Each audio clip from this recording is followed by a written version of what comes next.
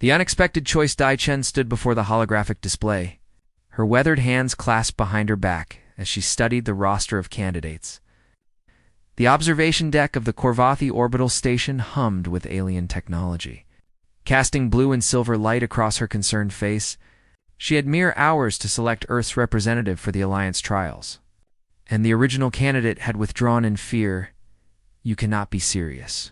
Cooper's voice cut through the silence like a blade. His perfectly tailored diplomatic uniform seemed to shine with his own self-importance. "Alex is a linguist, not a negotiator. I've trained for this my entire career." Dr. Chen didn't turn around. "The Korvathi don't want another politician. Cooper, they want someone who understands them." Truly understands them. Alex felt his heart hammering against his ribs as he stood in the corner. Trying to make himself invisible, his fingers unconsciously traced the small translation device on his wrist. A nervous habit he'd developed during years of studying alien languages. This couldn't be happening. He was just here to observe, to learn. Not to become the face of humanity's greatest diplomatic endeavor. The door slid open with a whisper of pressurized air, and she entered. Dea moved like water through the room. Her purple skin seemed to shimmer under the station's lights, giving her an otherworldly quality that made Alex's breath catch. Her eyes, deep amber with flecks of gold, scanned the humans with barely concealed disdain. The silver markings along her temples indicated her rank as a senior examiner.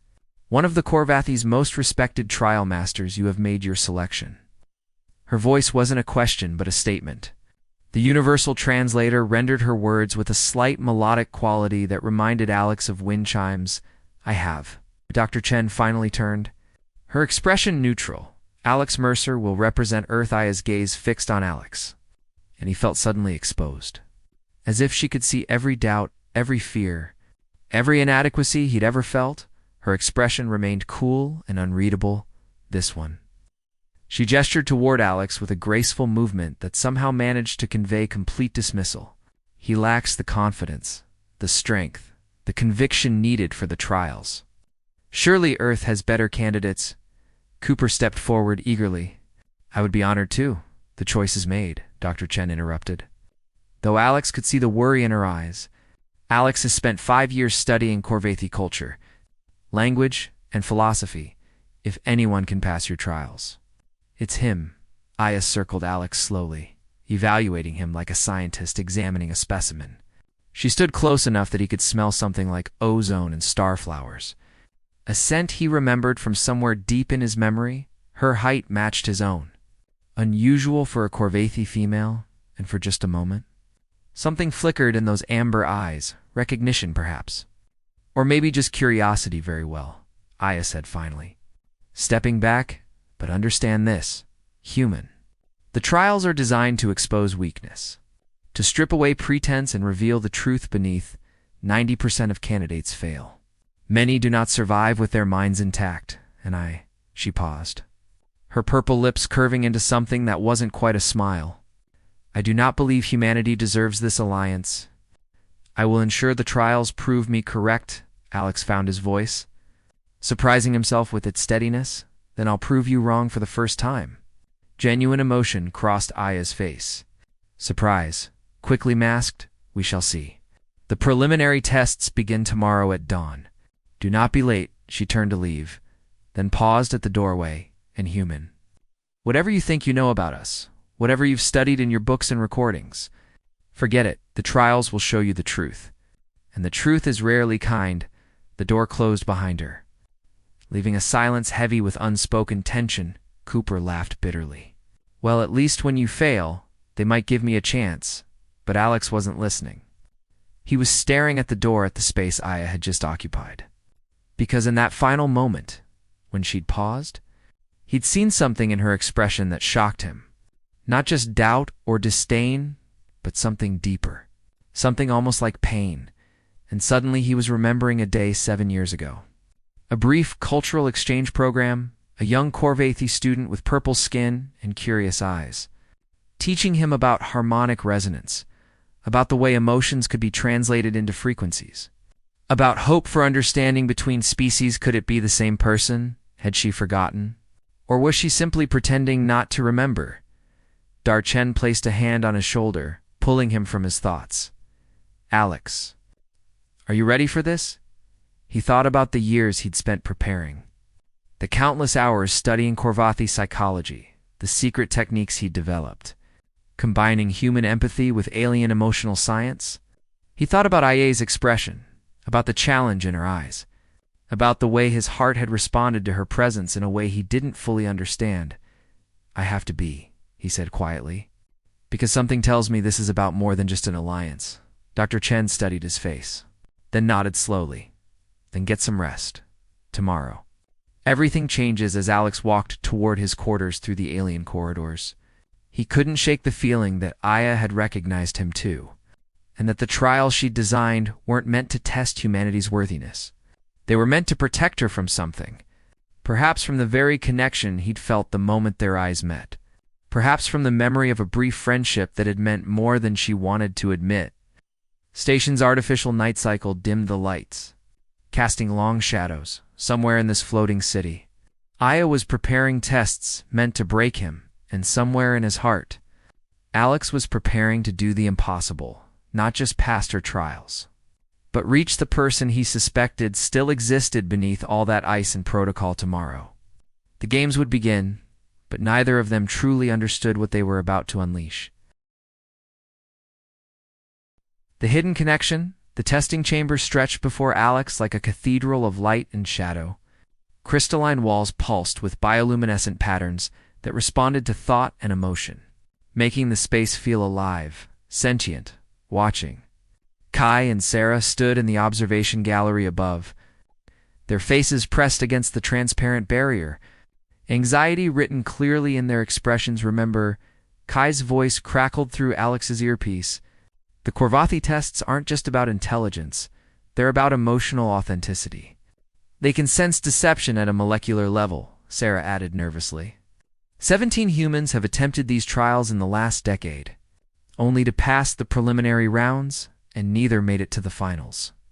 Please be careful, Alex nodded, focusing on his breathing. The harmonic resonance techniques he'd secretly mastered required absolute calm, absolute presence. He'd spent years developing this skill. Combining human meditation practices with Korvathi emotional frequency mapping, it was forbidden knowledge considered too dangerous for humans to possess. But he'd been desperate to understand, desperate to bridge the gap between species. The chamber door opened, and Aya entered. Her purple skin seemed darker today, more violet than lavender, suggesting emotional turbulence beneath her controlled exterior. She wore the formal robes of a trial master, deep black with silver threading that caught the light like captured stars. Her amber eyes found his immediately, holding his gaze with an intensity that made his pulse quicken. Your first test begins now, she announced, her voice carrying through the chamber without need for amplification.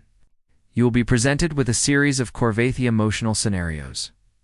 You must not only identify the emotion but demonstrate understanding of its cultural context. Failure means immediate disqualification. Alex steadied himself. I'm ready, we shall see. Aya touched a control panel, and suddenly the chamber filled with holographic figures. Korvathi citizens engaged in what appeared to be a celebration. But something felt wrong. The body language was off. The facial expressions didn't match the context. He closed his eyes, letting his training take over. He'd learned that Korvathi emotions operated on frequencies humans couldn't naturally perceive. But he'd developed a synesthetic approach, translating those frequencies into colors, sounds, sensations he could understand, slowly. He began to sense the truth beneath the illusion. This isn't celebration, he said quietly. Opening his eyes, this is communal grief disguised as joy. The Korvathi practice what you call inverse mourning, celebrating the deceased's life so intensely that outsiders mistake it for happiness. But the underlying frequency is sorrow, deep and profound. Aya's expression remained neutral, but he saw her fingers tighten slightly on the control panel. Correct. Next scenario, the holograms shifted, now showing a Korvathi couple in what appeared to be an argument. But again, something didn't align. Alex focused, feeling the emotional frequencies wash over him like waves. This is courtship, he said with more confidence. Among Korvathi, Intellectual debate is a form of intimacy. The more passionate the argument, the deeper the connection. They're not fighting. They're falling in love this time. Aya's mask slipped for just a moment. Surprise flickered across her features before she regained control. "You've studied well," she admitted, her tone carefully neutral. "But knowledge from books is different from true understanding. Let us see how you handle something more personal." She dismissed the holograms and stepped into the center of the chamber. The lights dimmed, focusing on her like a spotlight. "I will project an emotional frequency. You will tell me what I'm feeling. No hologram, no context clues. Just raw emotional data. This is where most humans fail. They cannot perceive what they cannot see." Alex felt a flutter of nervousness. This was dangerous territory. Reading a Korvathi's emotions directly was considered invasive. Intimate. Something done only between close family or bonded partners. But he couldn't refuse. "Not without failing the test proceed," he said. Steeling himself, Aya closed her eyes, and suddenly the air between them seemed to shimmer with invisible energy. Alex felt it wash over him. A complex symphony of emotions layered so deeply he could barely separate them. Sadness, yes, but also anger, fear, loneliness, and underneath it all, something that felt almost like longing, but there was something else. Something familiar about the specific pattern of her emotional signature. He'd felt this before, years ago. When a young Korvathi student had shared her hopes and dreams with a naive human linguist during a brief cultural exchange, his eyes widened. "Aya," he whispered, using her name without the formal title for the first time. "I know you." Her eyes snapped open, the emotional projection cut off abruptly. "What did you say 7 years ago?" Alex continued, his heart pounding. "The exchange program on Earth. You were part of the first wave of Korvathi students. You stayed for 6 weeks, studying human emotion and language. We met in the linguistics library at the academy." Aya's purple skin seemed to pale slightly. "That's impossible. I never. You taught me about harmonic resonance," Alex interrupted gently. "You said that emotions were just music waiting to be understood. That if humans in Korvathi could learn each other's frequencies, we could achieve true communication, true peace. You believed in that once the chamber fell silent, except for the soft hum of technology." In the observation gallery, Kai and Sarah exchanged shocked glances. "This wasn't part of any test they knew about. I don't remember you," Aya said finally. But her voice lacked conviction. Her hands trembled slightly before she clasped them behind her back. "That program was deemed a failure. Cultural contamination. We were ordered to forget." "To move on, but you didn't forget," Alex said softly, taking a careful step toward her. "That's why you're so cold now. So determined to prove humans unworthy. Because remembering hurts, because hoping hurt. And disappointment felt like betrayal." "Stop." Aya's voice cracked slightly. "A rare display of vulnerability. You know nothing about what I feel. Then let me prove it," Alex said. "I've spent 7 years studying your people, your language, your emotions, not because Earth assigned me to, but because you inspired me. Those 6 weeks changed my life. You showed me that connection across species was possible, and I've dedicated everything to honoring that gift." Aya turned away, her shoulders tense when she spoke again. Her voice was barely above a whisper. "The girl you knew died when the program ended. When I returned to Korvath and reported that humans were too chaotic, too unpredictable, too dangerous to trust, I did my duty." "I forgot, did you?" Alex asked gently. "Because the emotional frequency you just projected, buried beneath all that pain and anger, there was hope, small and fragile. But still alive. You haven't forgotten, Aya. You've just been afraid to remember." She spun to face him, her amber eyes blazing. "You presume too much. Human, this test is over. You passed the preliminary round, barely. But do not mistake that for victory. The real trials begin tomorrow, and I promise you, they will not be so easy to navigate with sentiment and memories." "I don't want easy," Alex replied, holding her gaze. "I want truth. And whether you admit it or not, we have a connection. One that transcends politics and protocols. You felt it too just now. When our frequencies aligned for a long moment, they stood there, 2 beings from different worlds, Separated by duty and expectation, but bound by a memory, neither could fully escape finally. Aya spoke, her voice carefully controlled once more. Tomorrow, I will show you why hope is a luxury neither of us can afford.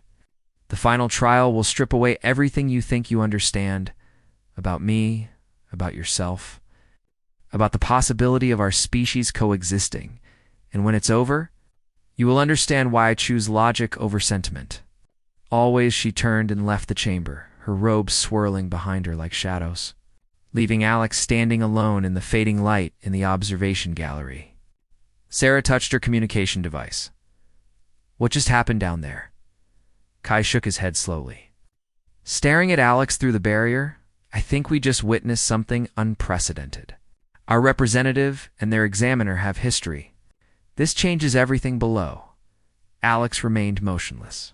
His mind racing, he'd found her, the person who'd inspired his entire career, his entire purpose, but she was broken. Hiding behind walls of ice and duty and tomorrow, she would try to break him in return, but he had secrets she didn't know about yet, techniques he'd perfected, understanding he'd cultivated specifically for this moment, and more importantly, he had something she'd lost somewhere along the way. He still had hope, and he intended to share it with her. Whether she wanted it or not, the chamber lights dimmed to darkness, but Alex smiled in the shadows, knowing that tomorrow would determine not just humanity's future, but something far more personal. Something that had been waiting 7 years to be acknowledged. The real trial was about to begin, and neither of them was truly prepared for what it would reveal. The final trial, the night before the final trial, Alex couldn't sleep. He stood at the observation window of his quarters, watching the stars drift past the rotating station. Somewhere in this vast structure, Aya was preparing the test that would either make or break humanity's chance at alliance. And perhaps their chance at something more. His communication device chimed softly. Sarah's face appeared on the small screen, her expression worried. Alex, I've been monitoring the Korvathi networks. Aya has been given special authorization to design a level 7 emotional simulation. No human has ever faced anything above level. For what does that mean? Alex asked. Though part of him already knew, it means she's creating something specifically to destroy you. Kai's voice joined the conversation. His tone grim. Level 7 simulations can rewrite neural pathways. They dive into your deepest fears, your regrets, your buried traumas. People have emerged from these tests fundamentally changed, and not always for the better. Alex absorbed this information quietly. She's trying to protect herself by destroying you, Sarah protested. Alex, you can withdraw. There's no shame in, I'm not withdrawing, he said firmly. This is bigger than the alliance now. She needs to face what happened between us, what she's been running from, and the only way to do that is to walk into her trap, willingly. Kai sighed heavily. You're in love with her, aren't you? The words hung in the air like a confession. Alex didn't answer directly. I'm going to try something in there. Something I've never attempted before if it works. It might bridge the gap between human and Korvathi consciousness in a way that's never been done. If it fails, you might not come back as yourself, Sarah finished quietly. Alex, please reconsider, but Alex had already made his decision. He ended the call and spent the remaining hours in deep meditation, preparing his mind for what was coming. The harmonic resonance techniques he'd developed were untested at this level, but they were his only hope of surviving Aya's simulation and reaching the truth buried beneath her defenses. Dawn came too quickly. The final trial chamber was different from the preliminary testing room. This space was circular, walls made of a material that seemed to shift between solid and liquid. The air itself felt thick with potential energy, as if reality was thinner here, more malleable. Commander Rena stood at the entrance, her aged purple face marked with ceremonial silver. She was one of the Korvathi's highest-ranking officials, present to witness either humanity's triumph or its final failure. Alex Mercer of Earth. How? Rena's voice carried the weight of centuries. You stand before the final trial, the test of absolute truth. Know that what you experience within the simulation will feel more real than reality itself. Your mind will not be able to distinguish simulation from memory, from present. You will be alone with your deepest self. Do you accept these terms I accept? Alex said. His voice steady despite the fear coursing through him. Maya entered last. Her purple skin seemed almost luminescent in the chamber's strange light. She wore simpler robes today, deep indigo that made her amber eyes appear to glow. She wouldn't look directly at him, keeping her gaze fixed on the control panels, but he could sense her emotional frequency from across the room. Anxiety, determination, and something else. Something that felt like regret. The simulation will begin momentarily, Aya announced. Her professional mask firmly in place. You will have 3 hours subjective time. Though only 30 minutes will pass in the real world, you must navigate the emotional landscapes presented and emerge with your sense of self intact. That is the only requirement. There are no other rules. No other guidelines. Isabel, the Korvathi council leader, entered the observation area above, her presence indicating the significance of this moment. She was known as a moderate voice in the Alliance debate, neither fully trusting humans nor completely dismissing them. Her decision would heavily influence the final vote. Alex moved to the center of the chamber, where a circular platform waited. The moment he stepped onto it, restraints materialized. Not physical, but energetic, holding him gently, but firmly in place. His heart rate increased, but he controlled his breathing, entering the meditative state that allowed him to perceive emotional frequencies. One more thing. Finally looked at him, and the intensity in her eyes made his breath catch. Whatever you see in there, whatever you experience, remember that it's designed to break you. Do not trust anything, especially not the things that feel most real. Most important, is that advice? Alex asked softly. Or a warning? It's a goodbye, she replied. And for just a moment, her mask slipped completely. He saw raw pain in her expression. I'm sorry, Alex. I'm sorry for what I'm about to do to you. Before he could respond, she activated the simulation reality. Shattered. Alex found himself standing in the linguistics library at Earth's Academy. 7 years ago, sunlight streamed through windows, dust motes dancing in the golden light, and there, at a corner table surrounded by books and holographic displays, sat a young Korvathi with purple skin and curious amber eyes. You're late, she said, smiling, and his heart lurched because this was Aya. The Aya he'd known before duty and disappointment had hardened her. I've been waiting to show you something amazing. He knew this was the simulation. Knew it was designed to trap him in false memories, in what could have beens and never weres, but it felt so real, so achingly real. He could smell the old books, feel the warmth of the sun, hear the gentle hum of students studying in other sections of the library. This isn't real, he said. Testing the boundaries, young? Aya laughed. A sound like wind chimes that he'd never heard from the current version of her. Does it matter? Sometimes the things we remember are more true than the things that actually happened. Come, sit with me. Let's pretend the universe is kinder than it actually is, he sat. And she showed him her research, theories about harmonic resonance between species, dreams of a future where humans and Korvathi could share not just words, but emotions, pure understanding. As she talked, her eyes bright with passion, he felt his resolve weakening. This was the person he'd fallen in love with, even if he'd never admitted it to himself. This version of Aya, full of hope and wonder, before the world had taught her to fear connection. Why did you forget me? He found himself asking. The words slipping out unbidden, her smile faded. I didn't forget, Alex. I just learned that some memories are too painful to keep. Loving you, even as a friend, even for those brief weeks, it made me vulnerable. And vulnerability is dangerous when you're trying to survive. The library began to shift.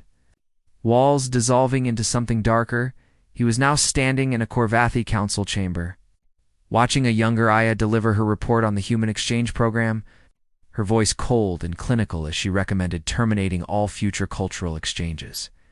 Citing human emotional instability and unpredictability as insurmountable barriers to alliance, he saw her afterwards, alone in her quarters, weeping silently as she deleted files. Messages, photos from her time on Earth, erasing him systematically from her records, from her life, and he understood. This wasn't just a simulation designed to break him. This was Aya showing him her own breaking, her own loss, The scene shifted again. Faster now, spiraling through possibilities. He saw versions where he'd fought harder to maintain contact, where the alliance had succeeded years ago, where he and Aya had become partners, both diplomatic and romantic. He saw futures where humanity failed, where war replaced alliance, where both species suffered for their inability to bridge the gap between logic and emotion, and then he saw the truth. He was standing in the current trial chamber. But it was empty, except for a mirror. As he approached it, the reflection changed, showing not himself but Aya, and he realized what the test actually was. She'd encoded her own emotional frequencies into the simulation, her own fears and regrets, her own desperate hope that he might understand what she couldn't say directly. This wasn't a test to break him. It was a confession. He closed his eyes and did what he'd spent 7 years preparing for. He reached out with his own emotional frequency, carefully modulated using the harmonic resonance techniques she'd taught him all those years ago. He wove together understanding, forgiveness, and something deeper, something that transcended the boundaries of species and protocol. Love, pure and uncomplicated. Offered freely without expectation of return, the simulation screamed not with sound, but with energy. The carefully constructed emotional landscapes Aya had created began to resonate with his frequency, amplifying it, reflecting it back. The walls between simulation and reality grew thin, and suddenly he wasn't just experiencing Aya's emotional projection. He was connecting with her directly, mind to mind, heart to heart. Bypassing all the defenses she'd constructed, he felt her shock, her fear, her desperate attempt to shut down the connection. But he held firm, gentle but persistent, showing her everything he'd kept hidden. The years of study motivated by a memory of her, the hope he'd maintained even when logic said it was futile. The way his heart had recognized hers the moment she'd entered the observation deck. As if no time had passed at all, and slowly, hesitantly, she stopped fighting. He felt her walls begin to crack. Felt the grief and loneliness she'd been carrying for 7 years. Felt her terror at being vulnerable again. And beneath it all, felt something that made his heart soar. She had never forgotten him, never stopped caring. She'd just buried it so deep that even she had believed it was gone. The simulation collapsed. Alex opened his eyes to find himself still on the platform. The energetic restraints dissolved, above in the observation gallery. Commander Rena and Isabel were standing, their expressions shocked. 30 minutes hadn't passed, barely 10 had gone by, but the readings on Aya's control panel were going haywire. Showing data that should have been impossible, Aya stood frozen, tears streaming down her purple face, something Corvathi rarely allowed others to witness. She was staring at Alex as if seeing him for the first time, or perhaps seeing him clearly for the first time since their reunion. "You weren't supposed to do that," she whispered, her voice breaking. "You weren't supposed to reach me," Alex stepped off the platform, his legs shaky but holding. "You designed the test to show me your truth. How could I not respond with my own? I designed it to push you away," she admitted. "To prove that connection between us was impossible, that I was right to forget. Right to choose duty over." She couldn't finish the sentence. "Over what?" he asked gently. "Closing the distance between them over you," she finally said, and the words seemed to cost her everything. Over the possibility of us, the chamber fell silent. Everyone present understood they were witnessing something unprecedented. Not just a trial, but a transformation. Alex reached out slowly. Giving her time to pull away when she didn't, he took her hand, her purple skin cool against his. "I have a secret, Aya. One more thing you didn't see coming." She looked up at him, amber eyes still wet with tears. "Waiting, I never stopped believing in the dream you showed me 7 years ago," he said softly, "and I'm not going to stop now. You can design 1,000 trials, build 1,000,000 walls, but the truth is already proven. We understand each other, we connect. And that terrifies you because it means everything you've built to protect yourself is unnecessary at the trial." Commander Rena's voice cut through the moment. "What is the result? Did he pass or fail?" Aya looked at the readings, at the impossible data showing a level of harmonic resonance between human and Corvathi that theoretically couldn't exist. She looked at Alex, at the gentle understanding in his eyes. at the hand still holding hers. And she made a choice. The trial, she said slowly, is over. But its results cannot be measured by traditional standards. He has demonstrated something beyond passing or failing. He has shown that the barriers between our species are not insurmountable. They are simply, she paused, searching for words, simply walls we built to protect ourselves from the difficulty of true connection. Isabel leaned forward. Are you recommending alliance? Aya's hand tightened around Alex's. I am recommending we redefine what alliance means, what it could mean. If we're brave enough to try in the observation gallery. Sarah and Kai embraced, relief flooding through them. They'd witnessed something impossible. Their friend hadn't just survived.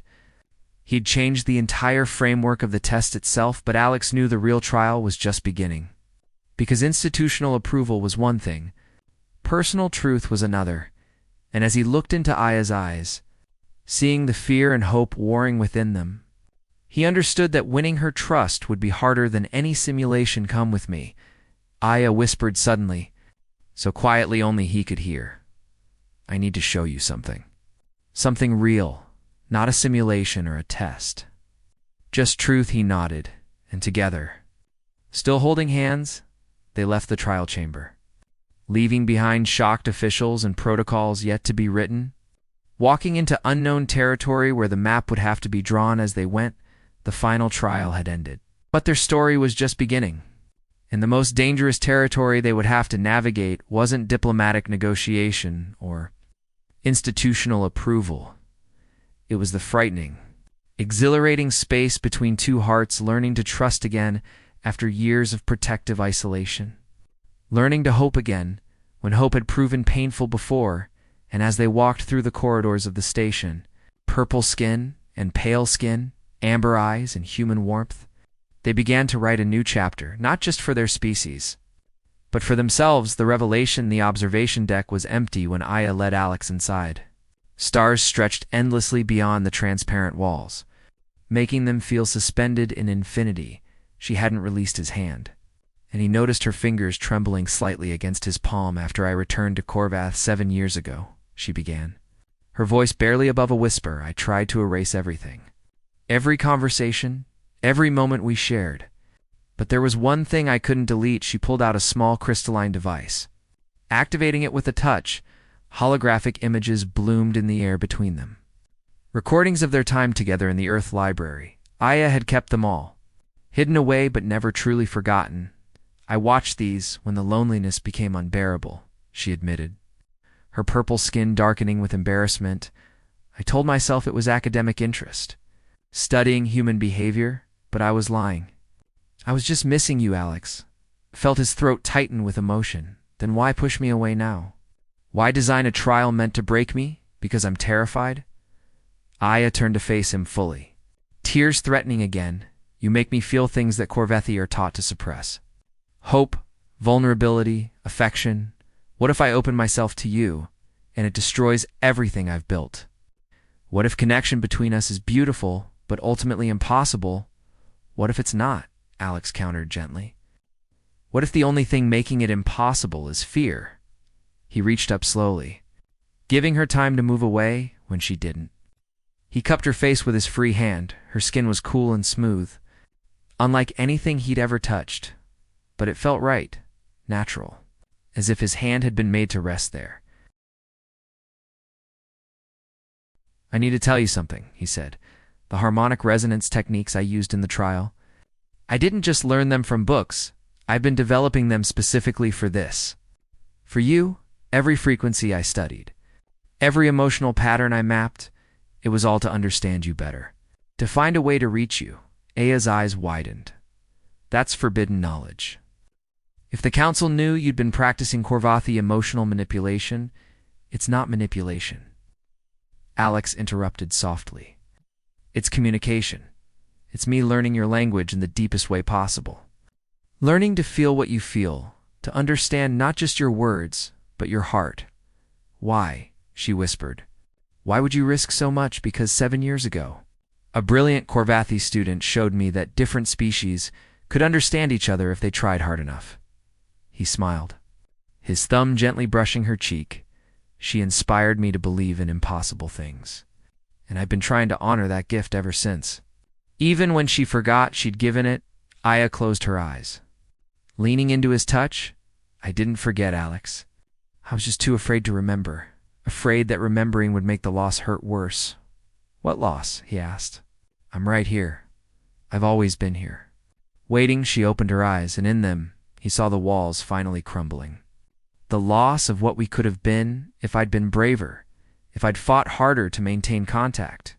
If I'd chosen hope over fear, we can still choose hope, Alex said. Right now, right here. We can decide that the past doesn't define the future. The door opened suddenly. Commander Rena entered with Isabel and Dr. Chen, their expressions grave. We need to discuss the trial results, Rena announced, and the implications of what occurred. Aya stepped back from Alex, her professional mask beginning to reassert itself, but he kept hold of her hand. Refusing to let her retreat completely, the implications are simple, Alex said, addressing the council members directly. Aya and I have demonstrated that deep connection between human and Korvathi is not only possible, but natural. We've bridged the gap that everyone claimed was unbridgeable. Isabel studied them both carefully. You've also broken numerous protocols, engaged in emotional resonance techniques that are restricted, and fundamentally altered the nature of the trials themselves.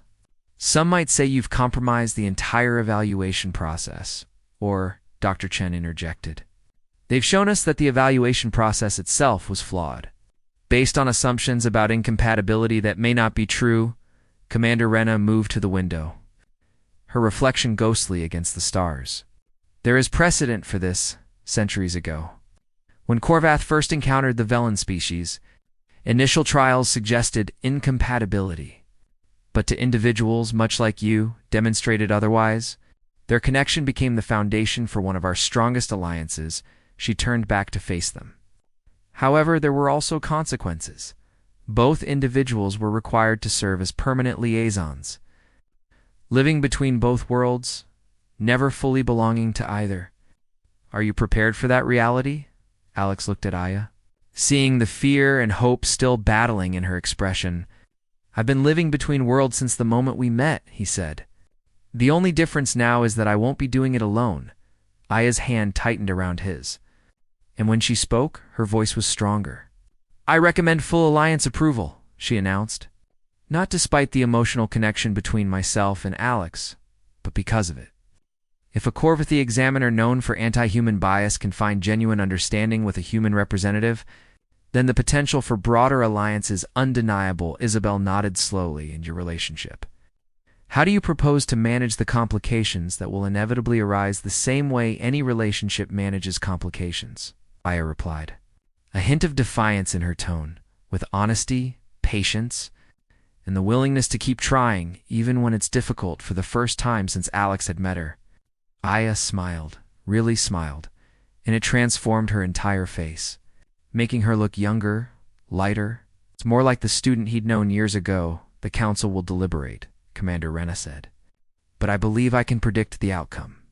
You've given us something we didn't know we were looking for, proof that understanding is possible.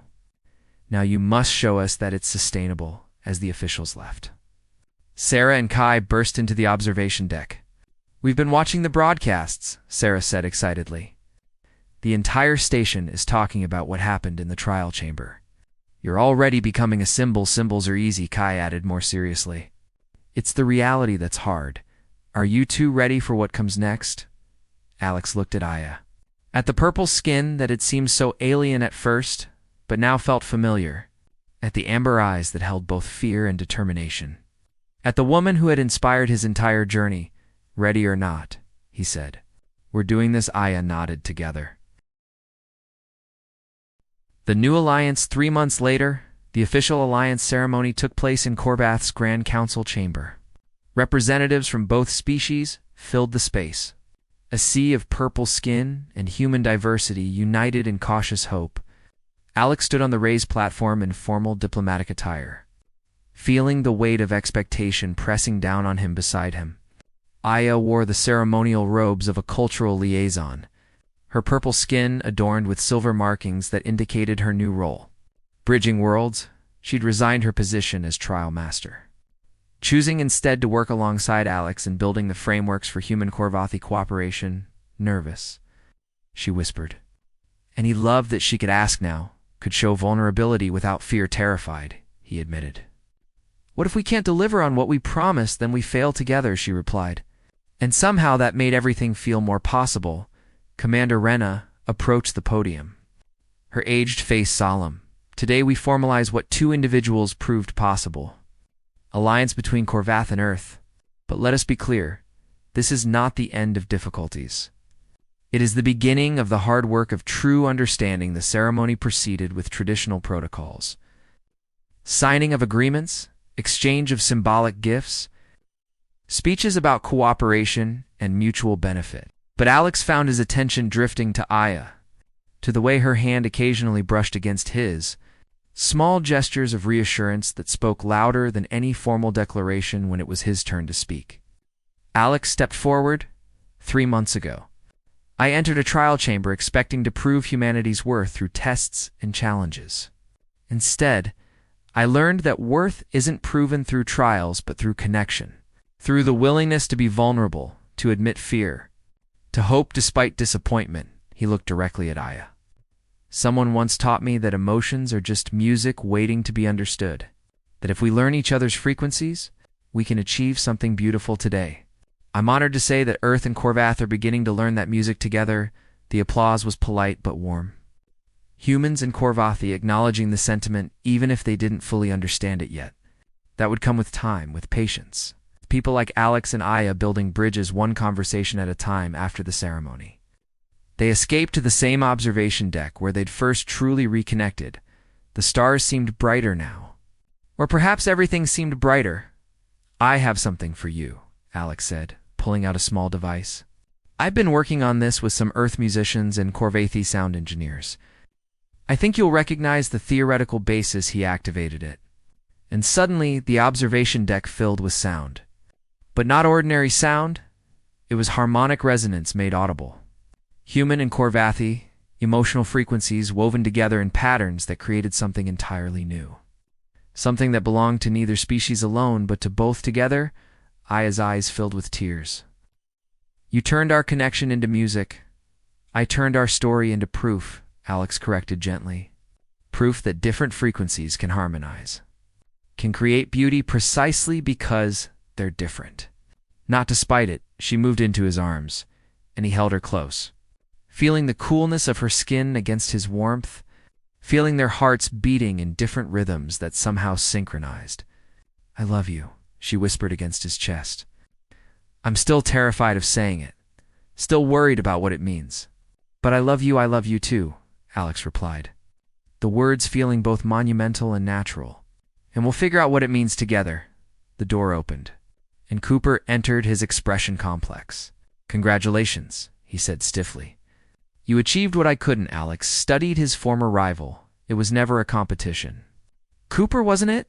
Cooper laughed bitterly, then sighed. I'm being assigned to the new embassy on Earth, helping prepare for Korvathi cultural integration. I suppose I should thank you for making my career possible. Even if you took the glory, there's no glory, Aya interjected. Only work, difficult, frustrating, necessary work. If you truly want to help, then help. There's more than enough need for dedicated people. Cooper nodded slowly, some of the bitterness fading from his expression. Maybe I will. He left without another word, but there was something different in his bearing. Less arrogance, more purpose. Sarah and Kai appeared next, bearing celebratory drinks from Earth to the most insane diplomatic success in human history. Sarah toasted, and to love conquering all barriers, even species differences. They drank and talked late into the night, sharing stories and dreams, planning the programs they would develop, the exchanges they would facilitate, the understanding they would build piece by piece.